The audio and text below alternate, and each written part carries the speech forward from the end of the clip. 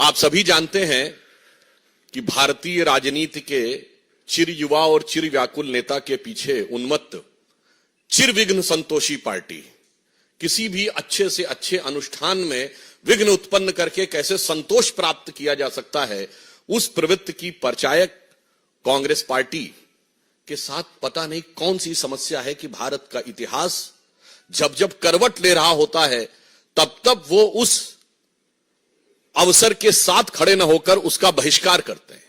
अभी हाल में आपने देखा, चंद महीने पहले की बात है, पिछले वर्ष की, नई संसद भवन के उद्घाटन का बहिष्कार किया। भाई, नई संसद भवन 150 वर्षों तक चलेगी, इसका भारतीय जनता पार्टी अथवा प्रधानमंत्री श्री नरेंद्र मोदी जी से तो कोई मतलब नहीं है। उस ऐतिहासिक अवसर का बहिष्कार किया, जबकि उल्लेखनीय यह है कि अंग्रेजों के जमाने की संसद का बहिष्कार नहीं हुआ था वायसराय के टाइम में।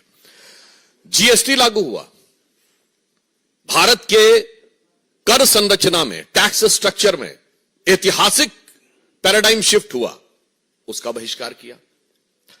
G20 अभी अभी हुआ, पहली बार ऐसा हुआ कि 20 राष्ट्राध्यक्ष और वो दुनिया के सबसे शक्तिशाली 20 देशों के राष्ट्राध्यक्ष भारत में आए।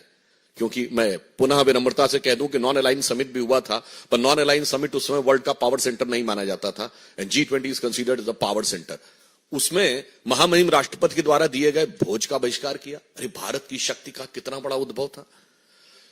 हमारे पूर्व राष्ट्रपति रामनाथ कोविंद जी और द्रौपदी मुर्मू जी के अभिभाषण का बहिष्कार किया, जबकि वो हमारे राष्ट्र के प्रथम नागरिक हैं, परंतु ये एक संयोग की बात थी। देखिए, एक अनुसूचित जाति से थे, एक अनुसूचित जनजाति से थी, इसके बावजूद आपने बहिष्कार किया, और अभिभाषण का बहिष्कार करके आपको मिलना क्या था, यह भी बहुत स्पष्ट था।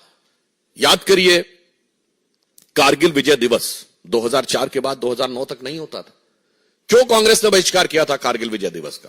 भारतीय जनता पार्टी के प्रखर प्रतिरोध के बाद आधे अधूरे मन से रस्म अदायगी के लिए 2009 के बाद शुरू किया, और अब हम उसको गर्व के साथ